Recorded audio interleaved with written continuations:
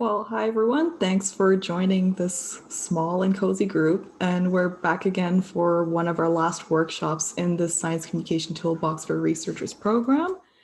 Before we begin, I do want to acknowledge that I'm tuning in from the Greater Toronto Area region, which is home to many diverse Indigenous groups, including the Haudenosaunee, the Anishinaabe, the Chippewa, the Huron-Wendat, and the Mississaugas of the Credit River.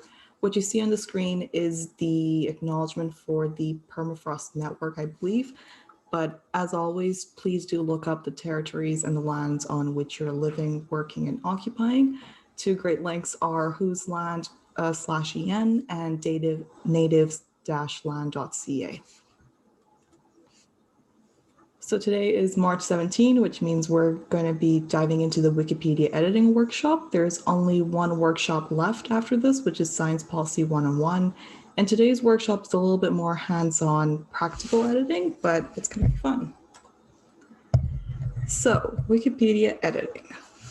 By the end of today, we're hoping that everyone will be able to develop, edit, and create Wikipedia pages on permafrost-related networks or about permafrost-related researchers or any scientists or anyone in general, and to really keep in mind the biases and the equity, diversity, and inclusion issues in STEM when creating pages about scientists or other overlooked knowledge holders. And my name's Farah. I'll be leading today's workshop. So I wanted to kick off today by talking about Wikipedia. Wikipedia was actually formed in 2001. It is 20 years old, and today it's a multilingual encyclopedia available in so many different languages and receives over millions of views every year. I want to say it's almost over 3 million or 30 million per day, but perhaps fact check me on that. And I don't really have to describe Wikipedia to you because it's become such a normal part of our culture. It's the first link that'll come up when you're Googling a new topic. It's the page that summarizes that one individual or celebrity that you're looking at.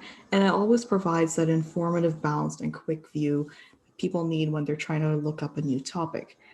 And what makes Wikipedia is that it has 5 core pillars.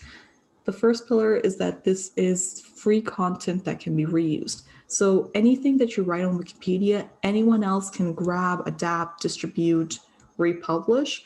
Obviously, in academic settings, people would expect you to cite Wikipedia, but in reality, anyone can grab anything that you add, create, or edit on Wikipedia. So making sure that the knowledge that you include on Wikipedia is well cited, that it's accurate and is true, is important because what's written on Wikipedia can really spread across a lot of different websites. Another important thing is having a neutral point of view. So Wikipedia is not a soapbox, it's not a news platform, it's really focused on providing balanced, neutral point of view coverage. So if you're writing a Wikipedia biography about a scientist, you'd cover their early life, you'd cover their research achievements, but you'd also have to cover controversies or any ethical issues that they've run into. So it's really about providing a neutral point of view, a balanced take on that person. And given that the entire Wikipedia community is online, one of the core pillars is also respect and civility. As you might have noticed in this last year, when conversations are happening virtually, it's harder to pick up on tone. It's harder to understand where the other person is coming from. And it's so easy to kind of assume malice or negative emotions when really the person might be confused, misunderstood, or they're trying to argue a point that you perhaps haven't seen. So one of the core pillars of Wikipedia is to assume respect and civility on the other person's side. And you might not see it at all discussions. There are definitely some discussions that get heated, but it is one of the reasons why the encyclopedia is still here today, 20 years later. Another one which seems obvious but does need to be stated is that Wikipedia is an encyclopedia. And like any other encyclopedia, it's not a complete coverage of everything in the world. Instead, it only includes what's considered notable. So notable topics, notable people, notable individuals. And we'll get into notability a bit further, but it's one of the things that helps differentiate an encyclopedia from a news platform. Wikipedia isn't going to be able to cover everything. And lastly, even though there are these rules, these pillars, and there's so many guidelines in Wikipedia on how you can edit, how you can create pages, how to cite and all of this. One of the other pillars of Wikipedia is actually that all rules can be broken and no one edit is going to break the encyclopedia. So Wikipedia really encourages editors to kind of be bold and take risks, write new pages, and go ahead and create new pages, even if you have 0 years of experience or you've been there for a really long time. So coming back to this idea of the encyclopedia, one of the questions that's really important is what can you cite in Wikipedia? So all sources have to have a neutral point of view. They have to be verifiable. Usually no original research can be cited, but this rule can be broken, especially when it comes to creating pages for an academic or scientist. You're going to have to cite their original research to kind of show that they've made an impact in their field. If you'll go back to high school, you'll remember that there are 3 types of sources. There's a primary source, there's a secondary source, and there's a tertiary source. So primary sources are things like original research. So it might be a photo of a hieroglyphic tomb somewhere in Egypt, or maybe it's a photo of an original newspaper clipping, which isn't available in a digital form. Then there's secondary sources. So this would include newspapers, books, literature, reliable online resources, and academic journals. And this is what Wikipedia really cares about. It's the authority of secondary references. That's what Wikipedia wants you to cite, and that's what Wikipedia wants to make sure that they're reliable, neutral, and verifiable. And there are a lot of sources that qualify as secondary, but the good rule of thumb really is that has that source been through some sort of editorial review? Did someone review it and fact check it? And that's usually a good measure to kind of work out whether something's a verifiable secondary source. And then there are tertiary sources. So those are kind of a collection of secondary and primary sources. And Wikipedia, being an encyclopedia, is of course a tertiary source. So we'll largely be focusing on secondary sources today. So that's kind of using Google News to find news clippings about a person, or going into an academic journal to read about their research, or looking at books that have covered scientists in the past. So at this point, you might be wondering, okay, that's interesting. Wikipedia has all these rules and yet it's still around today. So who are the people who are helping this community thrive? So I'm going to share a couple of details about the demographics. From some of the past data, so 2013, we know from the Wikipedia Gender Gap Revisited study that 84% of Wikipedia editors are male. And on a global basis, so a survey in 2011, they found that 91% of respondents were male. So most respondents do tend to be men. In terms of where people are tuning in from, the top 10 countries tend to be based in the West. So most people are tuning in from the United States with 20%, followed by Germany. You've got 12% of editors there. Russia is at 7%. And the only country that's not in Europe or North America is India with a 3%. So you've got a bias towards Europe and North America. Similarly, we also have a bias on English Wikipedia. So as I mentioned, there are multiple languages available in Wikipedia. And even though only 49% of users read English Wikipedia, you find that almost 3/4 of Wikipedia editors will edit English Wikipedia. Other Wikipedia languages that follow include German Wikipedia. So 20% of users will edit the German Wikipedia, but only 12% of users are reading it. And then Spanish Wikipedia, 12% of editors are editing Spanish Wikipedia, and 6% of editors are reading it. So it really points to this need for more multilingual Wikipedia users to help expand the pages that exist for other languages. In terms of age, you can see that 59% of editors are 17 to 40 years old, and that more than half of editors do contribute in 2 or more languages. And last but not least, you might be wondering, well, who are these people who are taking the time to edit Wikipedia? Why are they doing it? Well, 66% of editors said that their primary activity was just to edit existing articles. So they're just expanding, proofreading, fact-checking to make sure that the existing content is actually true and reliable. 42% said that they largely research articles. So they're looking into expanding pages, and only 28% said that they were creating new articles. And when it comes to why people are editing Wikipedia, well, 71% say they're volunteering because they want to share knowledge, 69% believe that information should be freely available, and you've got some people who've pointed out that, contributing is fun and it's nice to edit Wikipedia and help make this knowledge available. I do also want to flag that there's a correlation between open access publications showing up as sources on Wikipedia.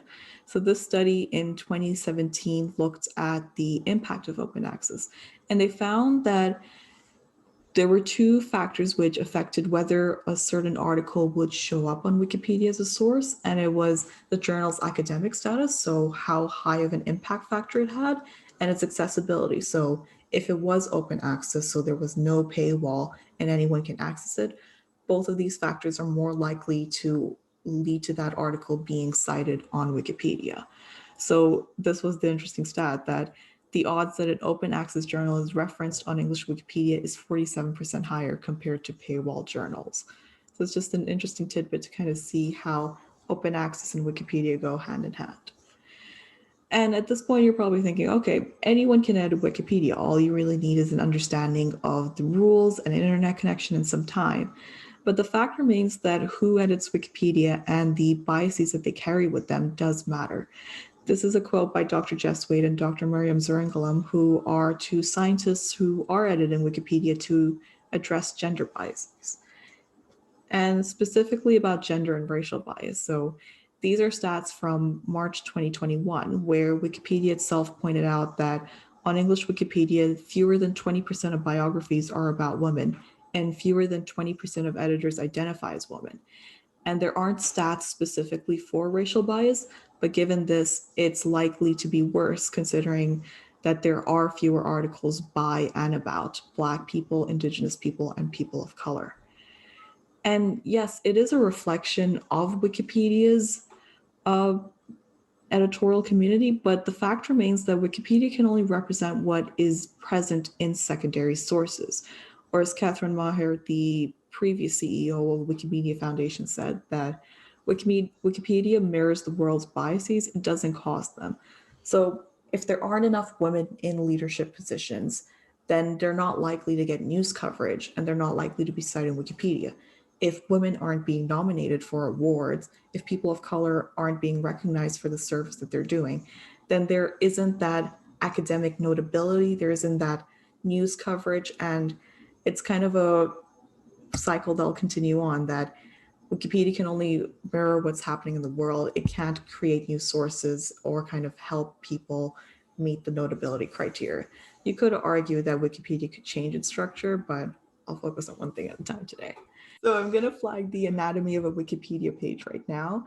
This isn't something new. This is something that you've seen before, but I want to get you to look at the same page, but with an editor's eyes. So every Wikipedia page will have a toolbar that you'll only see when you're editing the page. There's an intro or a lead at the top, which is kind of a one sentence or one paragraph summary of the person.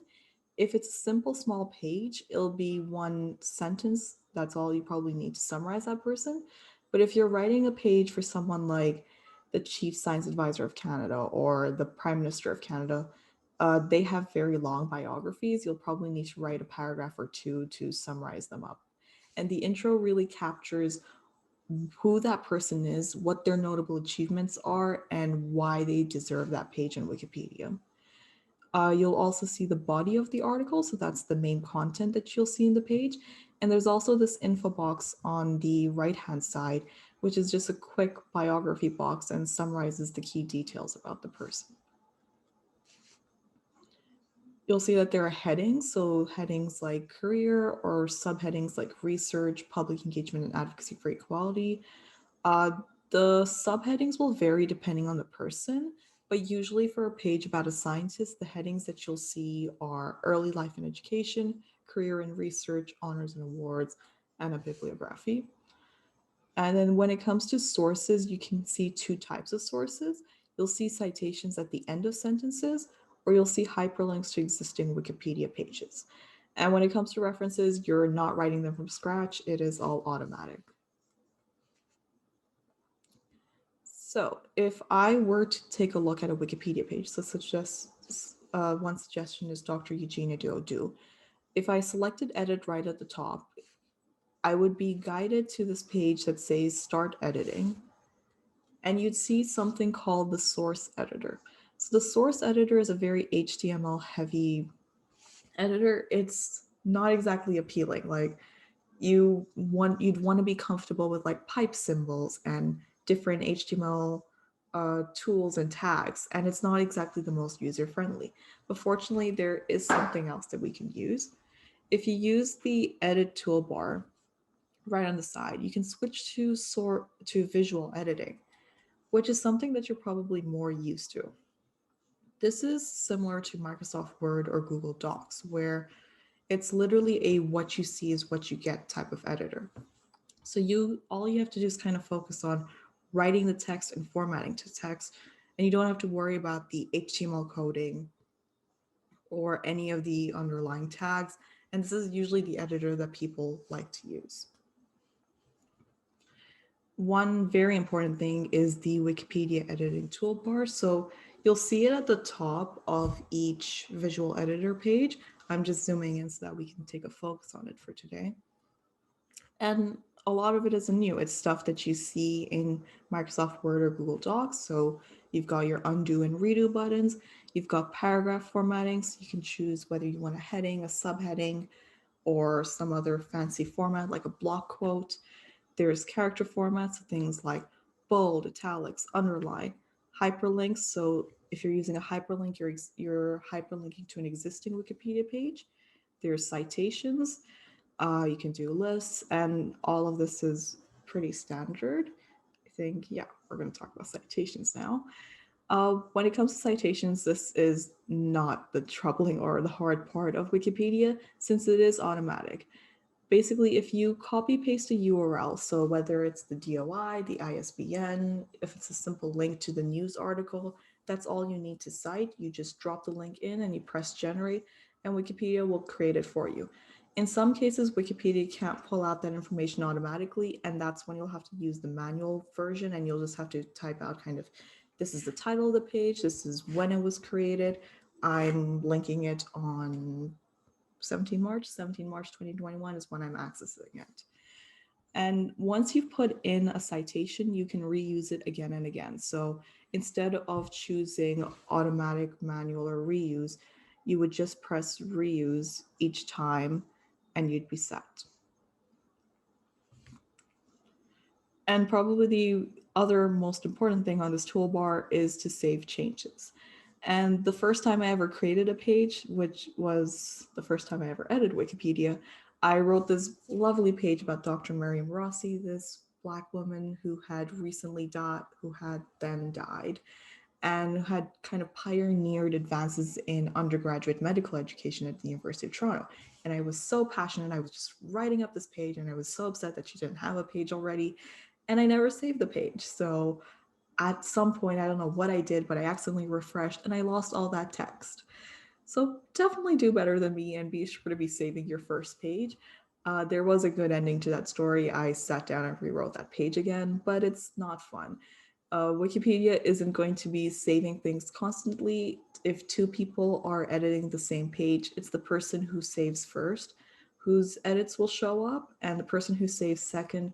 Sometimes the edits can be lost or it can kind of be merged with the new page, which means things mess up. So saving your changes all the time is very important. And when you're saving your work, you'll notice that this little pop-up will show up, which asks you to explain what you've done, what you've changed to this page. For example, in this particular screenshot, this person reworked a sentence and they added citations, and that's what they're going to save. You'll also see that there are two more options. There's an option to watch this page, which means that, let's say you've just spent 3 hours of your life writing this page, and now you care about this page. You want to see this page published. You want to see what other edits people make. So you can choose to watch a page and see what changes happen. And if it's a small edit, so for example, you literally fixed a typo and you don't think anyone should really worry about it, you can just mark this as a minor edit and click Save Changes. And there's lots to explore in Wikipedia. One thing is that you can explore any user's contributions. So if I went to this account editathon example, I can see every edit that person has made. Similarly, for any page on Wikipedia, you can view history. So you can see all of the edits ever made. And sometimes it's really fun because there's a lot of, I guess, conversations and drama that can sometimes happen on Wikipedia. You can kind of see editors going back and forth, trying to argue a point and make edits. If a page ever does become very disruptive, for example, it's breaking news, there isn't a lot of information, perhaps not a lot of reliable information is available, you'll find that Wikipedia will kind of lock a page and just leave it to people who have perhaps 2 years of experience or maybe a select group of moderators or editors. So there is the opportunity to control who edits, but largely every page is open to everyone. And I do want to flag that no Wikipedia page is ever complete. So for example, this page right here is called Stub because it's very short. It's literally one sentence. It's about this professor called Juan Carlos Zuniga Flecker, who is an immunologist at the University of Toronto. And you might question, why does this person have a page if there isn't a lot of information available? And the reason is because this professor is a Canada Research Chair, which is considered notable in the eyes of Wikipedia, which is why they qualify for a page. And there are different types of pages. So you'll find stubs that are tiny, that are very small, that have a lot further to go. Maybe the person who's creating the page hasn't put enough effort into it, or maybe there just isn't any information on that person yet. Then there are start class articles that might have a paragraph or two. A C class article is pretty standard article. You've got enough paragraphs about that person's early life and education, their career, their awards, and it's kind of considered passable. A B class article means that readers are not left wanting, so the reader can kind of get a good overview of the entire person by reading that piece and they don't feel tempted to go Google and learn more. The higher categories are A class articles, so this is excellent. A good article is also excellent, but it's gone through peer review. So multiple editors have peer reviewed it and they've kind of signed off and said, yeah, that's very good. And then probably the best type is a featured article. So it's professional, it's outstanding, it's thorough.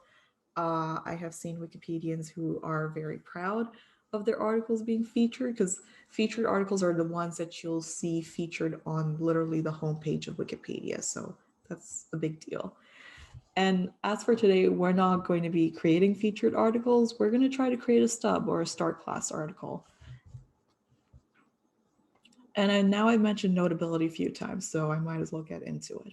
So notability is this idea that a person has to meet a certain criteria before they have a page in Wikipedia, or a topic has to reach a certain criteria before it's given a page on Wikipedia. And notability is really based on the supporting sources.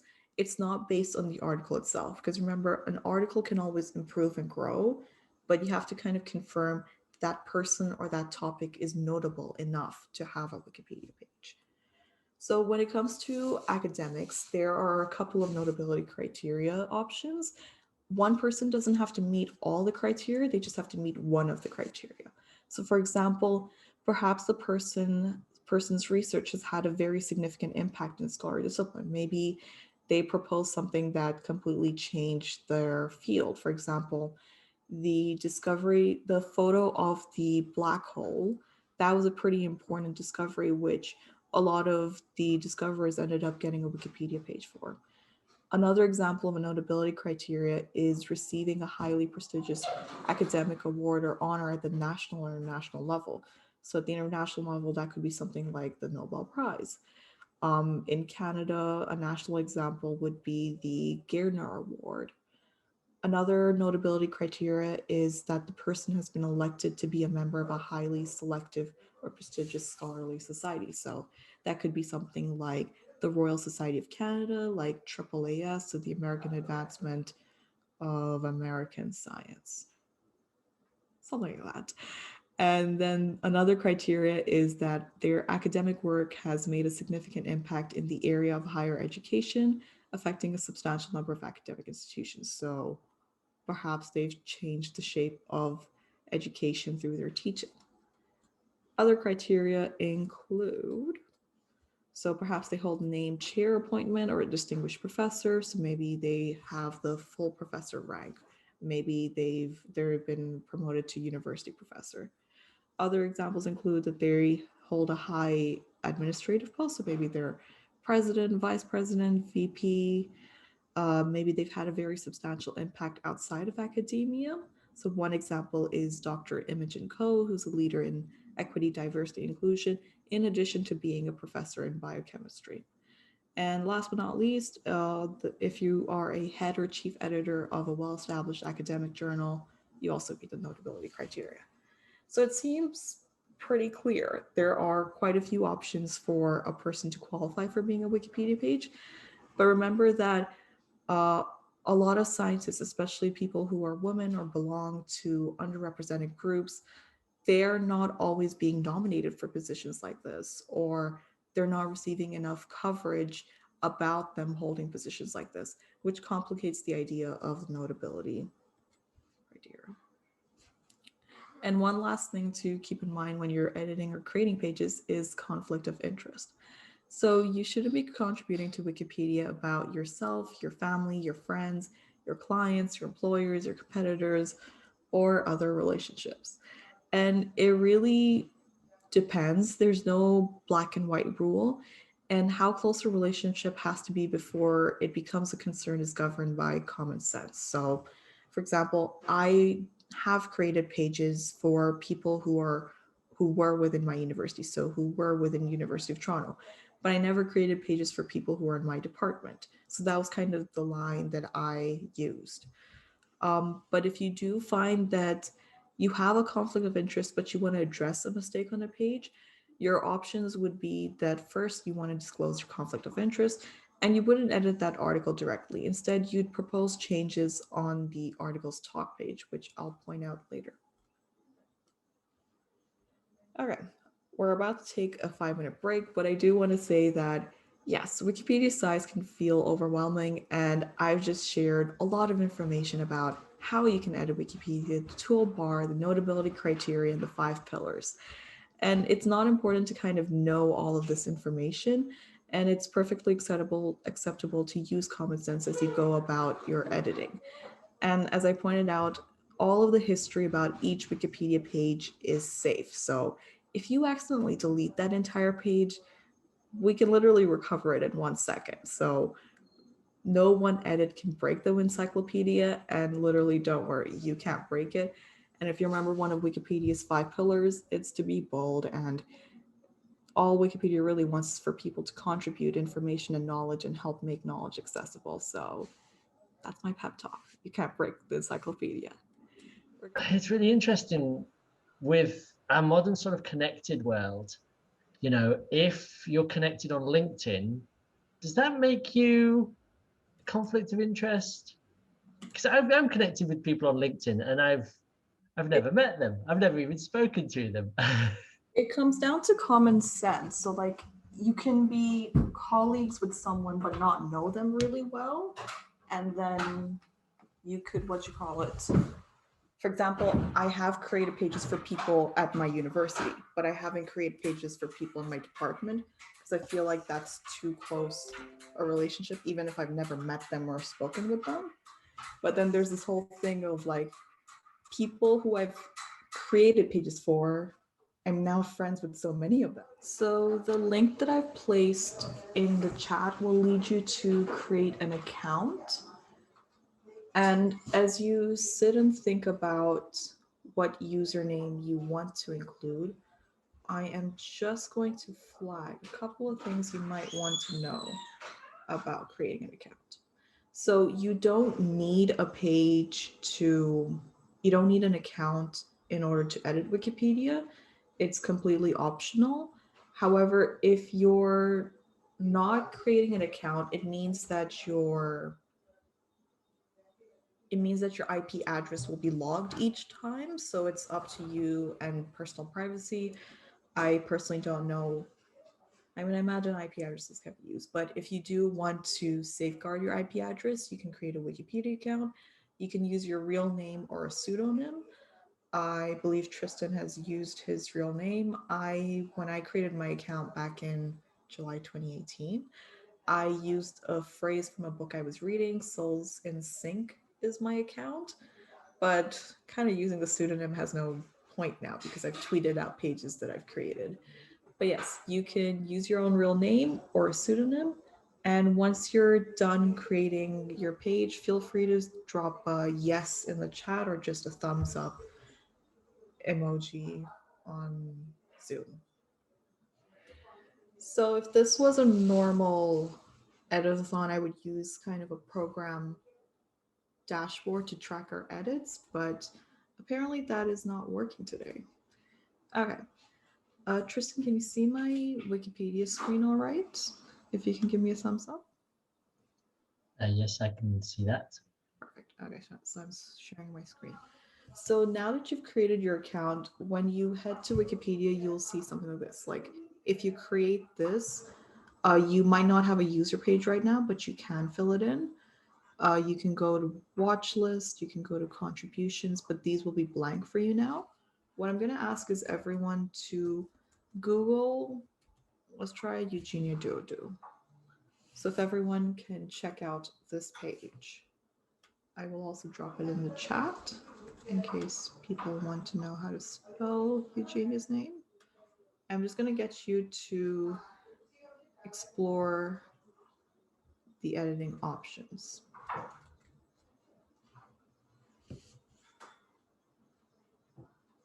Okay. So if you're on a page like Eugenia's, you'll see the options are read, edit source, or view history. If I select edit source, the first option that I'll see is the source editor. So it's very HTML heavy. It's not exactly nice to edit. But if I select this little toolbar, I'll switch to visual editing. So I want to try, let's all try to get to the visual editing option. Once you're on it, if you can give me a thumbs up.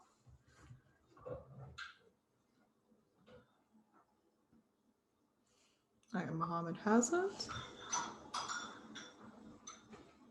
Perfect. And yeah, feel free to try editing. For example, I could turn Eugenia's page, Eugenia's name here into a heading. Or I can try italicizing.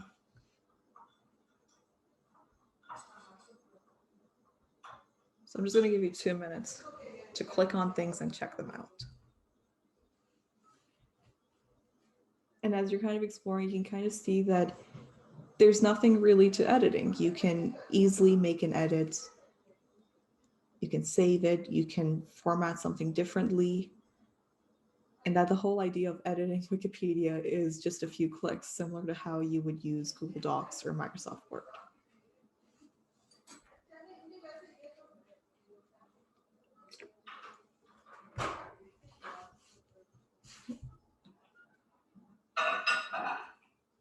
To get out of editing a page, you can either press escape on your keyboard or you can just hit read. If you've made a change that you want to keep, you can save or publish the change. And you can also view history. So every edit that's happened, you can see it from the past. So we've got, when you see these numbers, that's someone with an IP address who's editing. There's someone with the name Dan Cherrick who's edited. There's a random editathon account.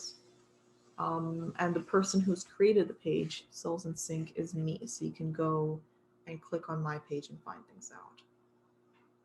All right. So if everyone's feeling all right, I'm going to link in a list of Wikipedia pages that we can work with today. And I'm going to give everyone 5 minutes or so to just take a look at the page and decide who you want to create or edit a page for. This is just a list of suggestions. We've got 10, 12 suggestions in here. you're welcome to grab these, or you're welcome to suggest someone else you want to work on. So some of the folks that I've flagged are Merit Turetsky, who is a permafrost researcher at the University of Guelph. There's Christian Barthomov, who's not really relevant to permafrost research. I just wanted to flag them because they were a member of the Order of Canada, and they've like developed ice cider and developed a viticulture for Quebec winters. There's Catherine Mulligan, who's a Concordia Research Chair in Geoenvironmental Sustainability. Rachel Chang, who's a Canada Research Chair in Atmospheric Science. Scott Dallimore, a Natural Resources Canada scientist, who notably wasn't allowed to speak to the media about a flood that occurred 13,000 years ago because of the Harper government's rules at the point. There's Darcy Peter, who is an Indigenous scientist and environmental scientist from a village in Alaska. And then there's people who aren't as relevant about permafrost research. So people like the Chief Medical Officer of Health at Newfoundland and Labrador, Bonnie Schmidt, who founded Let's Talk Science and still doesn't have a page, which is incredible. And then there's Heather Morrison, who I've put my name down as someone I want to create a page for. So I'm going to give everyone a few minutes. Do any of these pages look interesting to you? Is this a page that you'd like to work on? Feel free to grab anything that you find more interesting. You'll also find that I flagged some sources to help people get started. The page about Darcy Peter is likely a hard one to write because you'll really have to make the case for why Darcy deserves a page. So I would not recommend it to people who are just starting today. Can I ask a question? Sure. So can we use a page which is already which already exists and get a copy and start with that template, or we have to start from the scratch? Start from scratch, but you'll see that it's very straightforward. So yeah, don't worry about starting from scratch. But if you want to edit a page that already exists, you can totally do that. So maybe you want to expand on someone. Okay, thank you. You can do that. So you want someone who's made a large research impact. They've won a prestigious academic award. They're a member of a very selective society. Maybe they made an impact in teaching, or they have a fancy chair appointment. Maybe they're at a very high administrative position, or they made a substantial impact outside academia. And it can be hard figuring out which one they meet. Like some are pretty clear cut, but then others are like, how do you decide significant impact in a discipline? Like, do you use H-index? Do you use number of Nature papers? So that's a little ambiguous. Conflict of interest really depends on kind of common sense and how close you are. So if it's really someone who just happens to be in the same field, who you've said hi to once at a conference, but you don't know well, like you're good for that. But if you've like survived a 13-hour night in the winter, maybe not. I think that counts as bonding. And this is what we're going to use to create an article. Once you're on the page, if you can give me a thumbs up.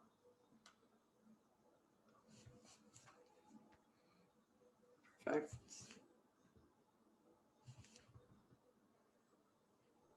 I am waiting on Saki. Okay. So the first thing that you'll see is this just Wikipedia saying, thanks for helping out. We're going to press next. We're going to make an article in the live format. And again, it won't be visible to anyone until you hit save or publish and it's reviewed. The first page that you see once you've clicked next is this page on referencing and notability. So we've already talked about referencing. We know that we want verifiable, neutral secondary sources, and we want to make sure that our person meets notability criteria and they qualify for having a page. So we're going to select next. The next thing is Wikipedia pointing out common mistakes. So they're saying that conflict of interest. So don't write a page for someone you know. Copy pasting materials. So you must write the article in your own words or it'll be deleted. You must cite sources, and you want to avoid overly promotional language. So don't call someone a leading expert or pioneering technology. You want to keep it very simple, very straightforward, and not over exaggerate, and just, as Wikipedia says, let the facts speak for themselves. And then Wikipedia asks you to pick between 3 options. So are you being paid to edit? Are you writing about yourself or a close person or subject? Or you're not connected to subject? I'm going to pick I'm not connected to subject because Janice Fitzgerald is someone I have never met. And then you're on the last page where Wikipedia is like, you're ready to go. And all you have to do is write your draft name here. So in my case, I'm going to write Janice Fitzgerald. There. So if you can fill in the name of the person you've picked. So that's Rachel Chang, Merit Turetsky, and there was one more person. Catherine Mulligan. All right. Once you put their name, so if that person had a page, Wikipedia would be able to search with this right here, and it would tell you, no, there's a page already, but no one has seen anything. I would hope so. I don't think their pages exist because I double checked.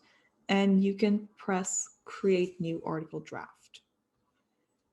And what you get is literally a blank canvas. So the first part of this empty page that we want to address is we want to write the lead or the intro in. So this is going to vary. If we take Eugenia Duodou's page as an example, it says Eugenia Duodou is a Canadian chemist and the CEO of Visions of Science Network for Learning. So we've captured where Eugenia is, her specialty, and her current position, which makes her eligible for a page. Another example is Samantha Yamin. So we said that Samantha Yamin is a Canadian science communicator and she completed her PhD at the University of Toronto. So it's kind of very simple, very obvious who that person is. So why don't we try writing in a lead sentence? So take a look at that person. Probably give you 5 or 10. Let's take 10 minutes. Maybe click on some of the sources that are linked in the Google Sheets and just learn a little bit about your person and figure out what is the key detail. For some of them, it's obvious. It's their Canada Research Chair or their Director of Instar at the university that I don't remember, Tristan. And the last person was also Canada Research Chair or Order of Canada winner. So sometimes it's very obvious, but I'm going to give everyone 10 minutes to just sit and think of their lead sentence. I'll keep sharing my screen so you can see how I'm filling it in. So you're looking at the source editor format. If you can bring your cursor down to that little pencil. Yes. Oh, the visual. Yeah. Oh, okay. No worries. Sorry. It makes a difference being able to see that. If you press X on this, pop up. Yep, just cancel. Should I close it? Okay. Yeah. Perfect. And do you want to try clicking on Catherine Mulligan? Because I wonder why you're seeing this. Oh, redirect this page. Interesting. Do you want to unclick redirect this page? Yeah. Okay. And then apply changes. Okay. You can delete if you click on that little paragraph that's on your page. Yes, you can delete it. So literally hit delete or backspace. And yeah, now you can go ahead and write your lead sentence. Okay, thank you. No worries. Our aim for today is just to create a stub page for the people we're working on. So one solid paragraph. We can go higher than that, but one solid paragraph at a minimum. I had a little question. I got a little confused for a second. What spelling does Wikipedia? I feel I should know this, but what does it use? British, American, Canadian spellings? The spelling of the country you're based in, or do you just you just do your best? There's no style guide. As long as you're consistent on the page, you're good. Yeah. But you will find that there are some editors who only like American spelling or who only like British spelling. So they'll kind of go around fixing entire pages to their preferred format. And there are some bots also. So some people have created automatic bots that will automatically fix references or automatically fix typos. So an edit to a page isn't always a person, it can also be a bot. Here's my page. I've written one sentence so far. If I select publish, first I'm going to be asked to explain what I did. In my case, I'm just going to say I created a page. I'm going to hit publish. And this is what you're going to see. You're going to see that this is a draft article. It's not submitted for review, so only you can see it. But once I'm happy with the page, I can press submit, and then anyone can review it. So if I give you an example, here's this page I've been working on, Heather Morrison. It's more complete, like I feel happier with it. So if I hit submit, anyone can review this, and someone will review it and proofread it and then say, okay, Farah, this is good enough. But for now, yeah, you can just save it for yourself. Oh, okay. And this approval, this depends on who is gonna approve it, or no? It depends of the number of people that they're gonna check it. Yeah, it just takes one person to approve it. If someone doesn't like it, if they say it's not good enough, you can still revise and resubmit it. So you have enough opportunities to keep fixing something. The one thing I will say is that if you haven't edited your draft for 6 months, then it'll be deleted. So you just want to make sure that you're working on it actively. Okay, got it. Thanks. No worries. And also that's a great reminder to save your work. You don't want to lose one sentence or one paragraph that you've been working on. Okay. I'm just going to walk through a couple of the edits I'm making in case they're useful. So this early life and education heading, I'm going to turn it into a heading by using this paragraph format. So in case you want to create any changes. If I want to add a citation, then it's clicking Cite on this toolbar. I've already included the citation I wanted, so I'm going to reuse it. But if I was to use a new citation, I would just hit Cite, put automatic, and generate. I put in the wrong spot, so I'm going to literally Control X, so copy paste and drop it here when it feels like working with me. And you'll notice that I've hyperlinked words.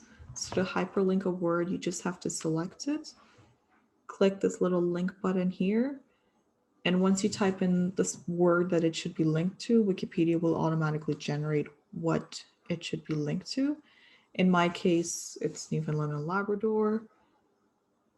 You want to try linking your page to other pages so that it's kind of interlinked and it's an ecosystem.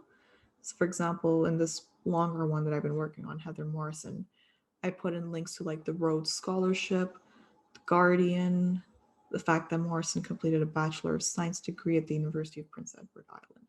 So there are quite a few things you could link to. You just don't want to link excessively. Like you want to link things that make sense. So for example, it makes sense to link to the person's university, but it wouldn't make sense to kind of link to medical school or residency training because that's assumed knowledge. So I wonder if people want to share what they've been up to. So I'll share my screen first. I'm going to save my changes. Okay, everyone, please save your changes. Added content. So I didn't really do a lot. I focused on kind of getting the right first sentence. So in my case, Janice Fitzgerald is a Canadian family physician and since September 2019 has served as the Newfoundland and Labrador's Chief Medical Officer of Health. I learned that she was born in Buena Vista Bay, Canada. I don't know where that is entirely, but I now know it exists. And I flagged that Janice has won 2 honors and awards. I don't see a lot of information about Janice, so I'm seeing this more as a stub page, so probably 2 solid paragraphs are what I can write. So that's what I've done. I'm going to stop sharing. Maybe Tristan, you want to share what you've been up to? Sure, let's see.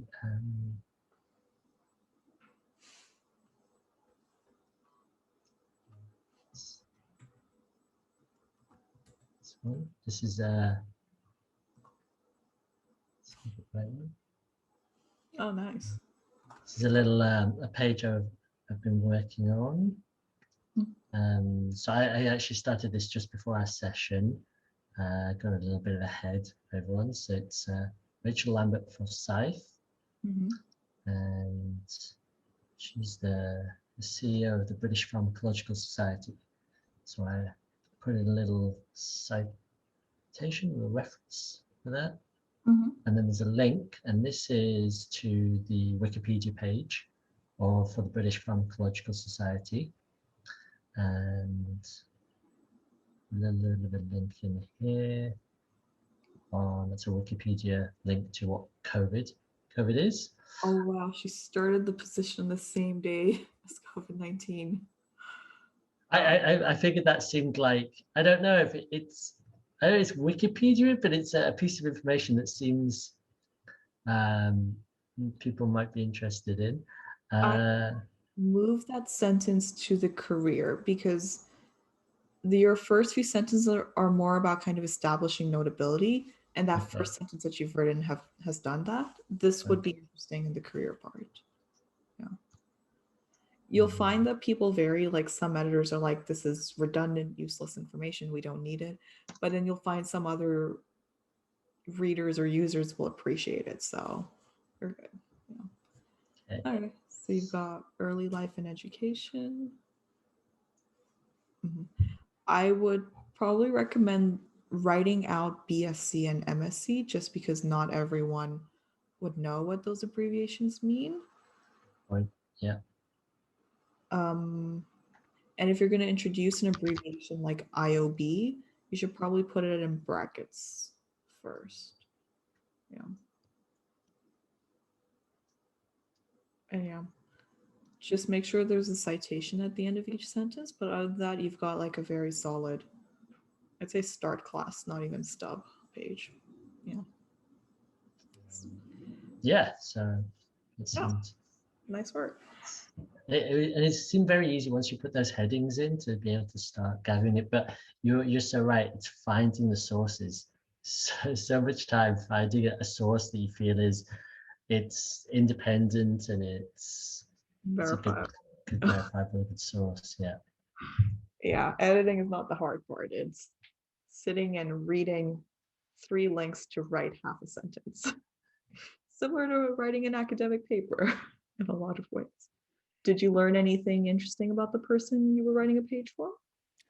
Yeah, I just I used her profile at the University of Dalhousie University, and I was going to reference to that link. Is that okay?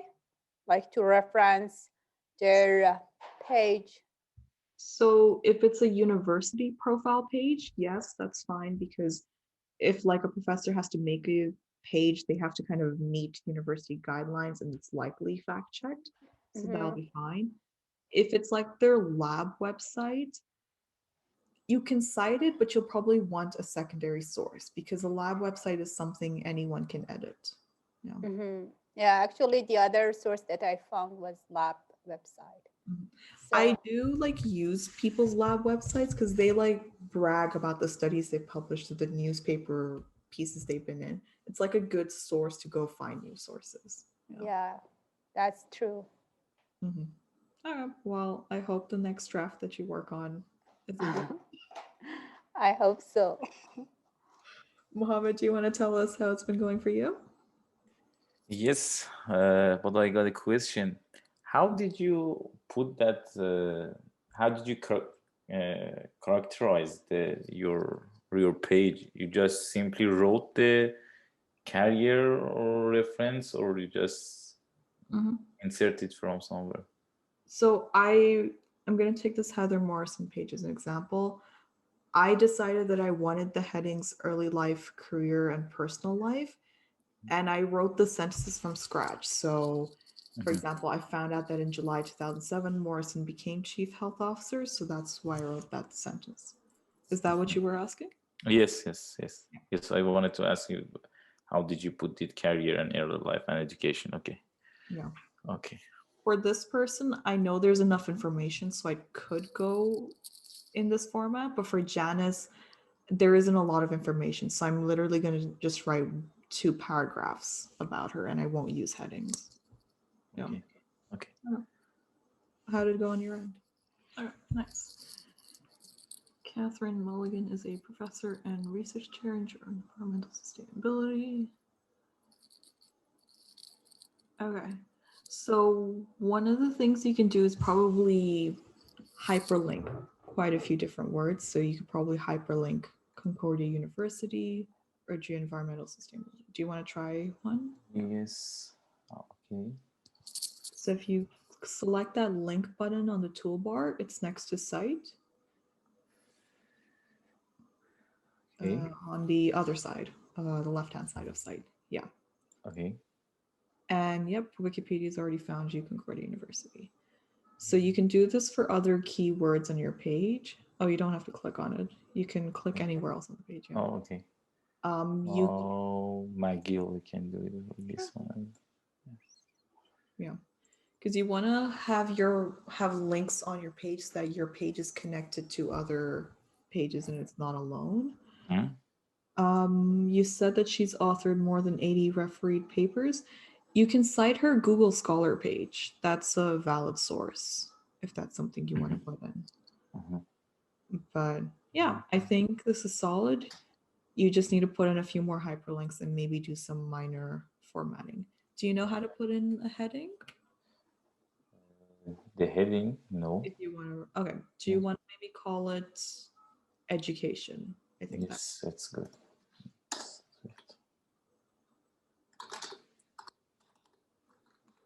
Yep. So if you highlight the word education, go to paragraph, and yep, you can choose heading. There you go. When you, your references aren't showing up. So usually would happen automatically, but we can do this manually ourselves. Okay. Trying to think of the fastest way. Okay, can you go to the last bullet point you have on the page? The development of sustainability. Okay. Yep, create a new line. So press enter. And then get out of the bullet point. So press enter again. Yeah. So go to the toolbar and press insert on the right hand side. Yep. Press more. And then choose references list right at the bottom. There. And then you'll just have to create a heading called references. Okay. Yeah. Got it. And yeah.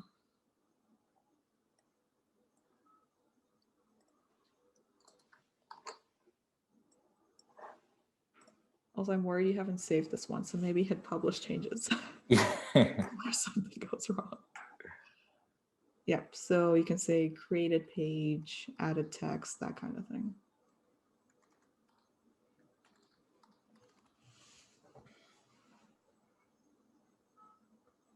Up to you if you want to watch the page or no. Okay. Review, should I? If you want to, I'll just tell you that you've added all the text. Okay. Yep. And then you can hit publish changes on the top over there. I was going to ask you for CAPTCHA. IBSEN.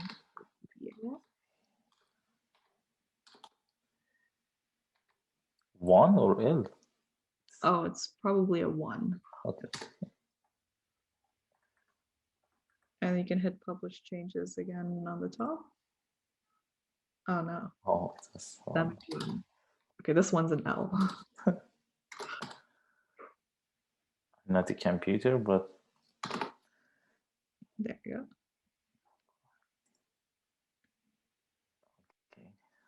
go. Okay, perfect. That's nice. Yep, you've got a page. You can keep working on it. I'll make a quick edit just to make sure you've got that draft review. I'll do it later. So I've got a little question if you don't mind me asking. Sorry. Can can you use the reference in another Wikipedia page? Yeah, you can use references in multiple pages. Yeah. Yeah, do you want to clarify that, Tristan?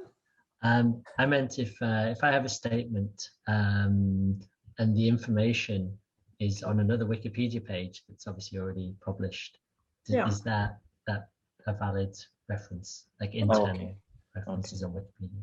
You could also literally copy that sentence for your page because all of Wikipedia's content is free to use anyway. Yeah. Oh, okay, thank you. Okay, so we went through a lot of this on its own. Well, I showed it manually, but I'll flag it just in case of interest. So you can format things into headings and subheadings. You can use different options in the toolbar to format your text. So a lot of you tried bold, italics, and bullet lists. And most important thing is to publish to save changes, where you might learn that the page already exists, or you might not lose things. But these are mistakes that everyone makes. Like I pointed out in the first page that I ever wrote, it was deleted because I wasn't careful either. And for the page that you're working on, you can keep working on it for as long as you want. It's when you hit submit your draft for review that someone will take the time to review it. I do want to flag that at any one point, there are at least 3,000 to 5,000 pages that are under review at Wikipedia, but they're usually really fast, at least for biography pages, because they're easy to review. You could hear back within a day, within a few hours, or you might be unlucky and it'll take a few months, but usually you'll hear back on your page pretty quickly. In case anyone wanted to look for an info box, I know Tristan, you were asking about that earlier. You'd go to insert and you'd go to templates and you'd search, like, there are info boxes for different types of people. You'd search for info box scientist if that's who you're looking for, but there's like info box author, publisher, celebrity. So you can find a little box that's customized for your particular person. If you chose info box scientist, you type that into the template. You'd select the one that you want. There are like tiny tweaks between different ones. If you just pick the most generic one, you should be fine. And then you'll get an option that asks you to fill in different things. So like the name of the person, maybe which school they went to, maybe a link to their thesis if you can find it, their fields, their institutions. So it's really up to you and how much information you can find. I usually leave finding the info box till the end because once you've got a full page ready, it's easier to fill in that info box. If I want to translate some pages from English to my language, can I use the same references, or like, can I use the English page as a base and then do translation and keep the references and everything else? Is it possible? So translating pages, you can literally take the page that exists and translate it into a new language. You can keep the same references. You don't have to change anything. So yeah, it's I think the easiest way to create a page because someone's already done it for you. Yeah, I was thinking of translating, like starting with translating and then making pages. So I'll just show you how different language pages can look like so that you know where to get started. So when I shared the create account, let me share my screen so that you can see what I'm seeing. There's my screen. So we've been working on English Wikipedia today. That's why it says EN Wikipedia. But if we just go to the home page of Wikipedia, you can see all these different languages. So let's say we wanted to go to French Wikipedia instead. I selected French. I do have a French account just because I created one. Let me try Italian. Oh, no, it doesn't matter. Okay, so the account that you've made will work for multiple languages. You don't have to change your account. You'll just need to be proficient in that language so that you know what it means. I'm going to flip back to French because I can navigate that one better. There. So it's the exact same thing. It's just a different language. You can look at past things that you've done. You can look at contributions, and then you can literally take a page and translate it. So someone like Theresa Tam will have a French page. But who is someone who wouldn't have? I think Imogen Co. So Imogen Co exists on English Wikipedia, but she doesn't exist on here. So I could take Imogen Co's page and literally translate it. So you can take this entire thing, you could copy paste it entirely and just translate it while you're on French Wikipedia or whichever language you choose. So yeah, you can definitely do that. Any page can be edited, and you'll find that smaller pages, like if they're for someone who isn't as well known, it can be harder to pick up mistakes or just completely inaccurate information. But for pages that are more well known, like the COVID-19 pandemic page, it is constantly being monitored, so people are keeping an eye on that. Then I tried to edit a page, but it wasn't easy. And now I think maybe it was a featured or a good page, so you cannot edit it. It should go through some reviews, maybe those kind of edits. I'm not sure. Is it the case? Like, so this is the COVID-19 pandemic page, and you can see that it has this little lock which says this article is semi-protected. So it means that anyone who's an unregistered user, so they don't have an account, and accounts that aren't at least 4 days old or haven't made 10 edits, they can't edit it. But I'm pretty sure I can edit the page if I want. Let's try. Well, the page is huge, but yes, I can edit it. So without having an account, you still can make, do edit, right?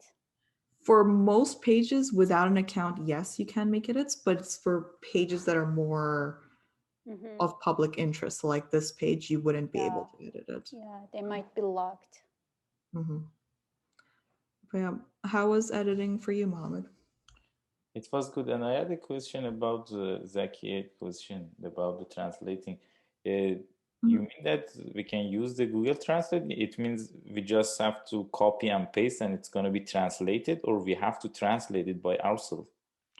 I mean, no one will know how you translated content. So you can 100% put it into something like Google Translate or DeepL. DeepL.com is a pretty good one.